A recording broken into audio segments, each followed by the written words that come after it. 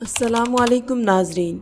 आज हम आपको एक लड़की की दुख भरी दास्तान सुनाएंगे जिसका शोहर उसे शादी करने के बाद उसे सीधा कब्रिस्तान में ले गया और कहने लगा कि यही तुम्हारा असल घर है। दरअसल वो एक गोरकन था और वो मरने वाले मुर्दों के साथ क्या हरकतें करता था ये आगे चल के वीडियो में बताएंगे। जिस दिन वो गोरकन फौत हो गया उसकी बीवी चुपके से उसकी कब्र की मिट्टी उठाकर घर ले आई और उस मिट्टी में से ऐसा कुछ निकला जो सुनकर आपके रोंगटे खड़े हो जाएंगे। मुकम्मल वाक़या जानने के लिए वीडियो को आखिर तक जरूर देखिएगा। मेरे माँ बाप का मेरे बचपन में ही इंतकाल हो गया। मेरे चचा चच्ची की कोई औलाद नहीं थी, इसलिए उन्होंने मुझे खुशी से गोद ले लिया और बड़ी ही मोहब्बत से मेरी परवरिश करने लगे। मेरे माँ बाप भी गरीब लोग थे और चचा चच्ची भी मजदूरी करते थे। ऐसे गरीब घरों में बच्चे क्या, बूढ़े क्या, औरतें और मर्द सभी काम करते थे, तभी जाके घर की गाड़ी चलती थी। मगर मेरी चच्ची मुझे काम पर नहीं ले जाती थी, वो मुझे घर पर ही रखती। मैंने कई बार उनसे कहा भी कि मुझे भी काम पर ले जाया करें, मगर वो मना कर देती। उसने मुझे एक उस्तानी के पास कुरान मजीद और दीन की तालीम हासिल करने के लिए बिठा दिया। वो यही कहती थी कि इसकी ख्वाहिश है कि तू स्कूल जाए और पढ़े लिखे। और मैं भी जब बच्चों को स्कूल जाते देखती तो मेरा भी बड़ा दिल मचलता कि मैं भी इसी तरह स्कूल की वर्दी पहनकर पढ़ने जाऊं। मगर मेरी चचा चच्ची में इतनी भी हिम्मत नहीं थी कि वो मेरी किताबों और कापियों वगैरह का खर्चा बर्दाश्त कर सकें। दोनों मियाँ बीवी ईंटों के भट्टे पर काम करते थे, जहाँ पर हर तरह के लोग होते थे। काम बहुत मेहनत का था लेकिन मजदूरी बहुत कम थी। इसी वजह से वो मुझे अपने साथ लेकर नहीं जाती थी। हाँ, उसके बस में जो भी था वो जरूर किया करती और मुझे उस्तानी के पास पढ़ने के लिए बिठा दिया। ये उसकी मुझसे मोहब्बत थी, वरना मेरे सगे माँ बाप भी होते तो हो सकता था वो भी मेरा इतना ख्याल ना रखते। मैं अब बड़ी हो रही थी, मेरी उस्तानी भी मुझसे बड़ी खुश थी और अरबी के साथ साथ उन्होंने मुझे उर्दू भी लिखनी सिखाई। अभी मेरी उम्र 16 साल की हुई, चच्ची को मेरे रिश्ते की फिक्र होने लग गई। वो अक्सर चचा से भी कहने लगी कि मेरे लिए कोई अच्छा सा रिश्ता देखें। चचा कह देता कि पूरा दिन तो तेरे साथ ही मजदूरी करता हूँ, अब तू ही बता कि कहाँ से तेरी लाडो के लिए अच्छा सा रिश्ता ढूंढूं। इन्हीं बातों में साल गुजर गया। फिर अचानक मैंने चच्ची के मुंह से सुना कि उसने मेरे लिए कोई रिश्ता देखा है जो उसे पसंद भी आया है। मैं क्या बोलती, शर्मा कर चुप हो गई। फिर कई दिन तक चचा और चच्ची में मशवरे चलते रहे। मैं खामोशी से सूरत हाल देख रही थी। आखिर एक दिन जब चच्ची काम से घर वापस आई तो उसके हाथ में एक डिब्बा था जो कि सुर्ख सुर्ख मीठी सी गुलाब जामुनों से भरा हुआ था। उसने वो डब्बा मेरे हाथ में दिया तो मैंने कुछ भी पूछे बिना जल्दी से खोलकर उसमें से गुलाब जामुन खाना शुरू कर दिए। जब मैंने 2-3 गुलाब जामुन खा लिए तो अचानक ख्याल आया कि ये किस खुशी में इतनी मिठाई आई है। उस वक्त चच्ची भी मुझे बड़ी मोहब्बत से देख रही थी और जो भी मेरी तरफ देखता तो खिलखिला कर हंस पड़ता। जब मैंने चच्ची की तरफ देखा तो वो खिलखिला कर हंस पड़ी। कहने लगी कि इसने मेरा रिश्ता पक्का कर दिया है और ये मिठाई भी लड़के नहीं दी है। मैं तो शर्म से लाल गुलाबी हो गई और डब्बा वहीं छोड़कर बाहर निकल गई। कुछ दिन के बाद ही मुझे सादगी से रुखसत कर दिया गया।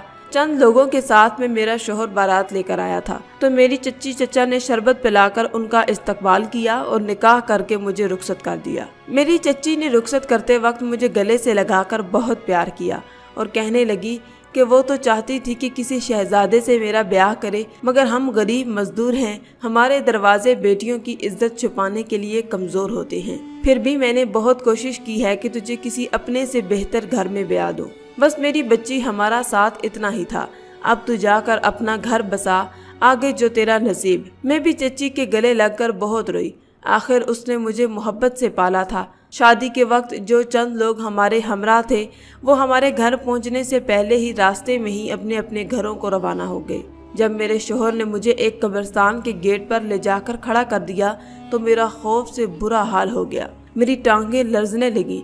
या अल्लाह, ये क्या माजरा है? शादी के बाद रुखसत होकर सीधा कब्रिस्तान में? अभी मैं इन सोचों में ही गुम थी कि मेरे शोहर ने मेरा हाथ पकड़ा, कब्रिस्तान के साथ बने हुए क्वार्टर के ताले को खोलकर मुझे अंदर ले गया। मैं अभी तक हैरान परेशान थी कि ये क्या माजरा है। मेरे चेहरे पर तो घूंघट था और मैंने तो अभी तक अपने शोहर को भी ना देखा था। मेरे शोहर ने बिस्तर भी सजाया हुआ था और मैंने देखा कि घर में जरूरत की सभी चीजें नजर आ रही थी, जबकि मैं तो खाली हाथ आई थी। बगैर किसी जहेज के मेरी शादी हुई थी। मेरे शोहर ने मुझसे कहा, आराम से बैठ जाओ, ये तुम्हारा ही घर है। अब मैंने पहली बार उसकी तरफ गौर से देखा।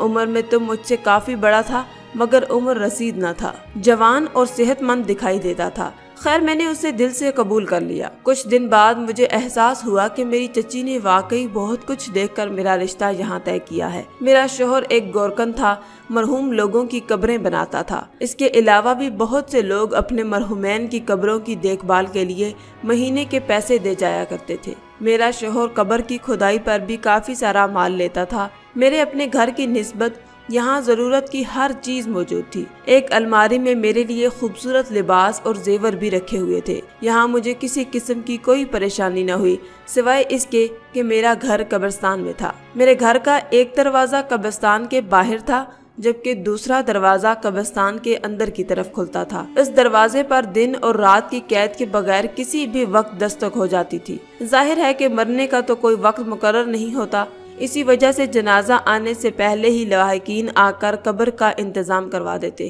اور اس کے لیے ہمارا ہی دروازہ کھٹکھٹایا جاتا۔ یہاں کوئی اور گھرانہ نہ تھا، نہ کوئی محلے دار، اسی لیے جب میرا شوہر قبرستان میں کام کر رہا ہوتا تو میں اکیلے پن سے گھبرا کر وہیں دور کہیں کھڑی ہو جاتی اور دیکھتی رہتی کہ کس طرح لوگ آ کر اپنے مرحومین کی تدفین کرتے تھے اور پھر روتے دھوتے جلد سے جلد یہاں سے واپس پلٹنے کی فکر میں رہتے۔ اپنے پیاروں کو قبر کے حوالے کر کے کچھ تو ایسے جاتے کہ واپس پلٹ کر نہ دیکھتے اور کچھ لوگ ہفتہ 10 دن یا 40 دن تک چکر لگاتے اور پھر دنیا داری کی مصروفیات میں گم ہو جاتے، یہ سوچے بغیر کہ ایک دن انہوں نے بھی اسی جگہ کو مستقل ٹھکانہ بنانا ہے۔ تو میں اب اکثر یہی مشاہدہ کرتی اور اب یہی میری وقت گزاری کا ذریعہ تھا۔ میرا شوہر ویسے تو ایک سخت مزاج انسان تھا مگر میرے ساتھ اس کا سلوک بہت اچھا تھا۔ وہ میری ہر ضرورت کا خیال رکھتا اور مجھ سے بہت نرمی اور محبت سے پیش آتا تھا۔ کچھ دنوں سے میں نے ایک عجیب بات دیکھی تھی، وہ یہ کہ میرا شوہر جب بھی کسی مردے کو دفنانے کے بعد اس کی قبر پر مٹی ڈالتا تو جب تک اس میت کے گھر والے کھڑے رہتے تو کچھ نہ کرتا، مگر جیسے ہی میت کے گھر والے چلے جاتے تو وہ قبر کی کچھ مٹی اٹھاتا اور اپنی جیب میں موجود کسی چیز میں ڈال دیتا۔ پہلے تو مجھے یہی لگا کہ وہ ہر قبر پر یہی کرتا ہے۔ میں بڑی حیران تھی کہ آخر ایسا اس مٹی میں کیا ہے اور کیوں میرا شوہر ایسے مٹی اٹھا کر گھر لے آتا ہے۔ مگر پھر میں نے اس بات پر غور کیا تو مجھے معلوم ہوا کہ وہ ہر قبر کی مٹی نہیں اٹھاتا بلکہ کوئی مخصوص قبر ہی ایسی ہوتی ہے جس کی مٹی اٹھا کر وہ جیب میں ڈال لیتا۔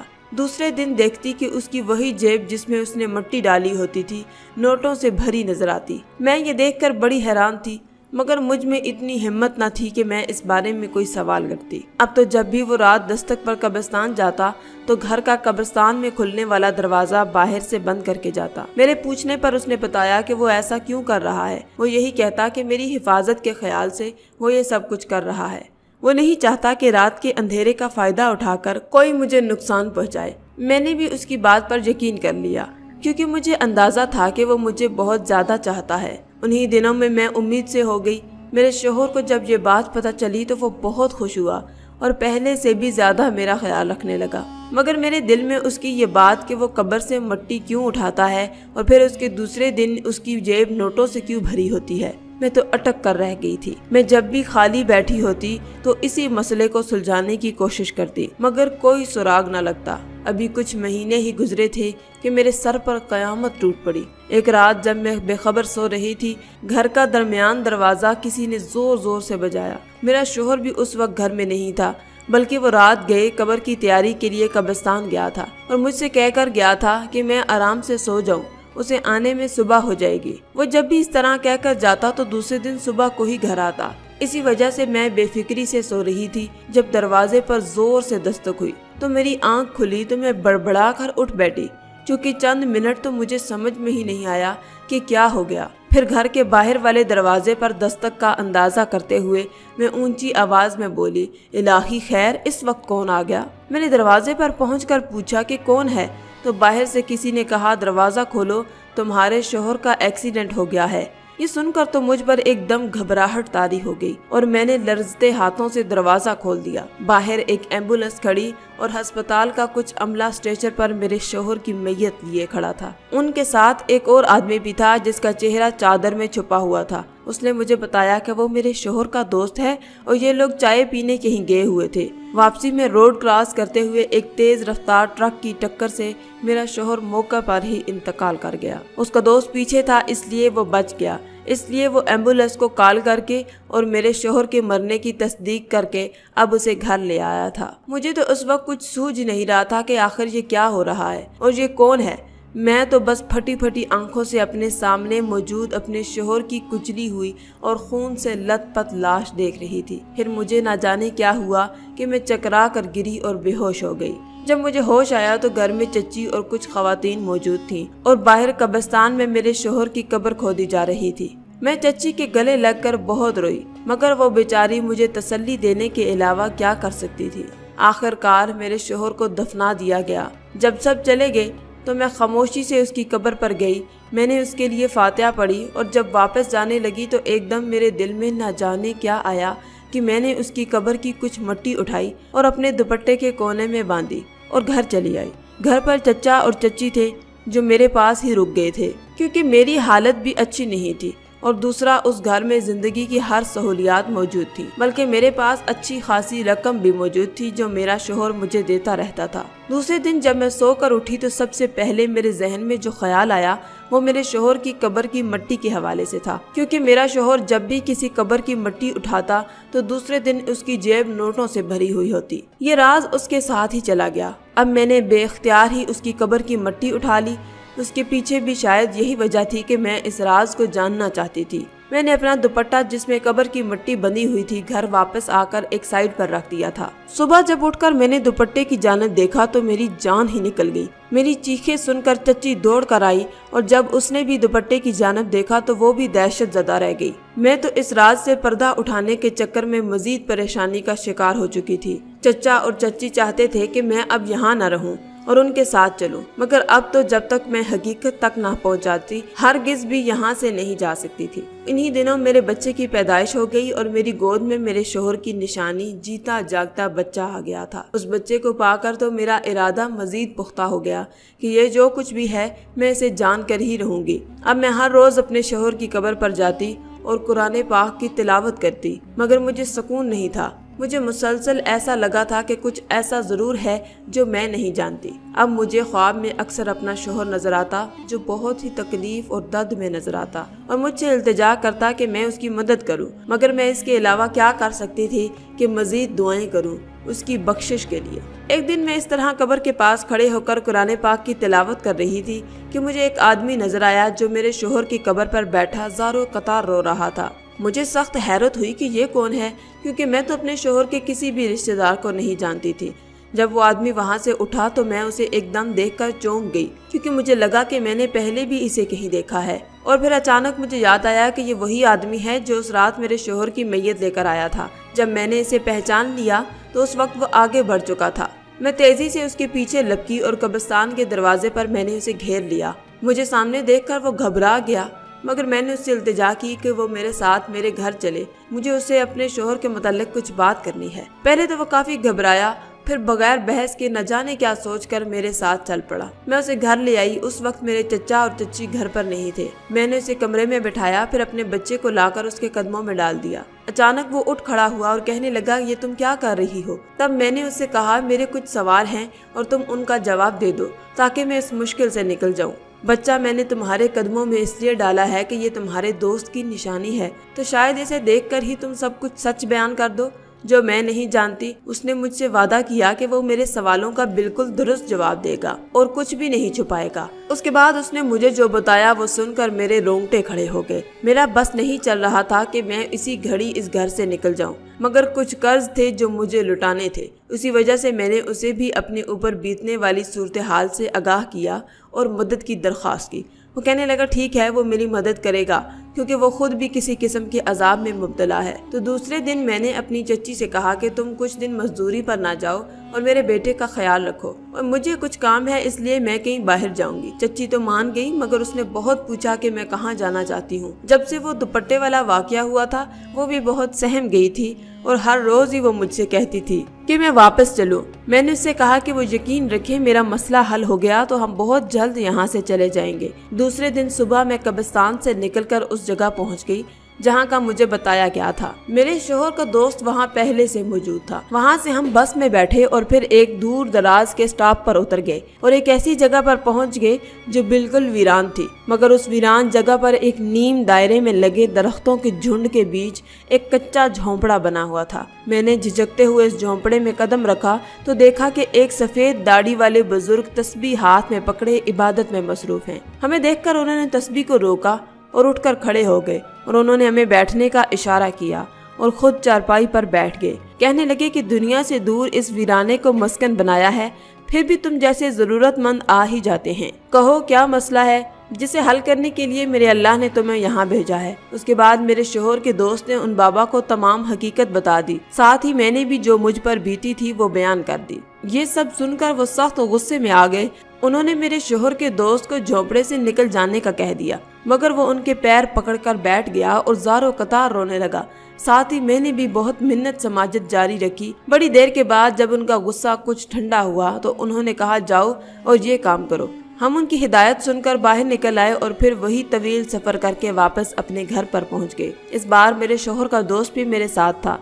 चच्ची ने जब किसी अजनबी को हमारे घर में दाखिल होते देखा तो वो शक भरी नजरों से हमें देखने लगी। तभी मैंने आगे बढ़कर उसे बताया कि ऐसी कोई बात नहीं है जैसा वो समझ रही है। उसके बाद मैंने जो घर में पैसा रुपया था और जेवर था सब इकट्ठा किया और उस आदमी ने कहा कि वो भी सुबह अपना तमाम मालो असबाब लेकर आएगा। पूरी रात मैंने जागते हुए गुजार दी। दूसरे दिन सुबह होते ही वो आदमी वापस आ गया। अब हमने ये सब मालो असबाब लिया और शहर के मुख्तलिफ रफ़ाई अदारों को सदका कर दिया, क्योंकि बाबा जी ने हमें यही करने को कहा था। मुदस्सर जो मेरे शोहर का दोस्त था, उसके बाद वो बाबा जी की तरफ चला गया। जब मैं वापस घर आ गई, घर आकर मैंने चच्ची से कहा चलो अब अपने घर चलते हैं। चच्ची तो खुशी से तैयार हो गई, क्योंकि जब से मेरी चच्ची ने मेरे दुपट्टे से सांप निकलते हुए देखे थे वो तो तब से घर जाने का बोल रही थी। घर जाने से पहले मैं आखिरी बार अपने मरहूम शोहर की कब्र पर फातिहा ख़्वानी के लिए गई। वहाँ बैठकर मैंने तिलावत कुरान की और अल्लाह ताला से अपने शोहर की मग़फ़रत की दुआ करती रही। फिर मैंने अपने शोहर को मुखातिब करके कहा, तुमने ये सब कुछ क्यों किया? हम तो अच्छी भली खुशगवार ज़िंदगी गुजार रहे थे। क्यों आपके दिल में शैतान का गलबा हुआ और पैसों की लालच में आप इंसानियत से ही गिर गए? आपने मुर्दों का सौदा किया, कब्र से ताज़ा मुर्दे निकालकर हस्पताल और मुख्तलिफ इदारों को फ़रोख्त करते रहे। ये ना सोचा कि हमें भी मरना है और जब हम कब्र में जाएंगे तो अल्लाह के अजाब से कैसे बचेंगे। मैंने जब तजस्सुस की वजह से आपकी कब्र की मिट्टी उठाई तो वो मिट्टी मेरे दुपट्टे में सांप बन गई। तब मैं ये नहीं जानती थी कि ऐसा क्या हुआ है, मगर आपके पार्टनर और दोस्त ने मुझे तमाम हकाइक से आगाह कर दिया। वो भी आपका ये हशर देखकर बहुत डर गया है और उसने भी सच्ची तौबा कर ली है।